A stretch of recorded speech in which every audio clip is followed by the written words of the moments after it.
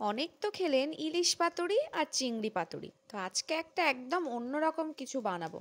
চলুন দেখে নেওয়া যাক আমরা কি বানিয়ে নিচ্ছি।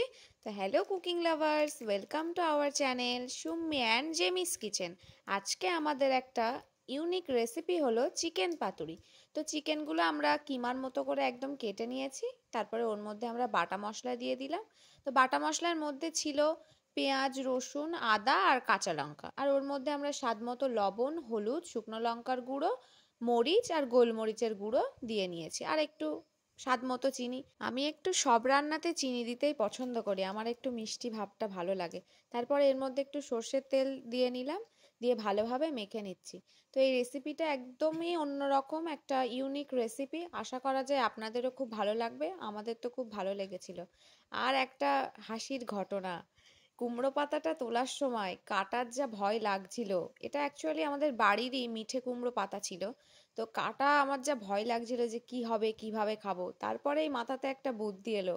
মা ঠাকুমার কাছ থেকে শুনেছিলাম যে নুন জলে ভিজিয়ে রাখলে সব জিনিস নাকি খুব নরম হয়ে যায়।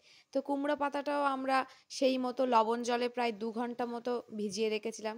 তারপরেই তুলে দেখি এটা তো একদম পুরো কাগজের মতো হয়ে গেছে, যেদিকে খুশি দোমড়ানো মোচড়ানো, কোনো ব্যাপারই না। শুনেছি গোটা রসুন খেলে নাকি গায়ের ব্যথা মরে, তো কিভাবে খাবো কিসের সাথে ভেবে উঠতে পারছিলাম না, তাই ভাবলাম এর মধ্যেই একটু দিয়ে দিই, আর সাথে গোটা কাঁচা লঙ্কাও দিয়ে দিয়েছি। তো ভাতে মেখে খেলে খুবই ভালো লাগবে, আমাদের তো ভালো লেগেছিল। আর আমরা কিভাবে মুড়ে নিয়েছি আপনাদের তো দেখিয়েই দিলাম, তো এইভাবেই মুড়ে নেবেন। আমরা যে শর্টস ভিডিওগুলো দিচ্ছি, তো তার মধ্যে কিছু কিছু যেগুলো দেখে মনে হচ্ছে একটু লং হতে পারে, তো তার লং ভিডিও কিন্তু আমরা আমাদের এই লং ভিডিওর মধ্যেই দিয়ে দিচ্ছি, তো আপনারা অবশ্যই এটা দেখে নেবেন। তো দেখুন কত সুন্দর করে সব কিছু মোড়া হয়ে গেল। এবার সাদা তেলটা একটু গরম হলে আলতো হাতে ওর মধ্যে ছেড়ে দেবেন ওগুলো। তো খুব সাবধান, তেল যেন হাতে এসে না লাগে, আপনারা চাইলে খুন্তি দিয়েও ওটা আস্তে আস্তে করে ছেড়ে দিতে পারেন। আর এটা সবসময় গ্যাসের ফ্লেমটা একটু লো রাখতে হবে, আর একটু উল্টে পাল্টে নেবেন, নাহলে কিন্তু তলাটা পুড়ে যেতে পারে। আর মাঝে মাঝে একটু ঢাকনা দিয়ে দেবেন, কারণ পাতাতে একটা পানি থাকে, তো ওই পানিটা বেশ ঢাকনা দিলে আস্তে আস্তে করে ভালোভাবে হবে। আর লো ফ্লেমেই করবেন, কারণ ভেতরে চিকেন আছে, চিকেনটাও ভালোভাবে রান্না হয়ে যাবে, তো ওই জন্য আর কি।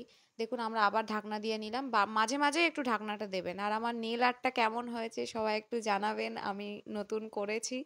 তো দেখুন রেডি হয়ে গেল একদম পাতুরি। তো সত্যি একটা অন্যরকম খাবার, আমার তো খুব ভালো লেগেছে। ইলিশ পাতুরি, চিংড়ি পাতুরি সবাই তো খায়, কিন্তু এই চিকেন পাতুরিটা একদমই অন্যরকম। ভিডিওটা যদি ভালো লেগে থাকে তাহলে অবশ্যই like, comment, share and subscribe করে দেবেন।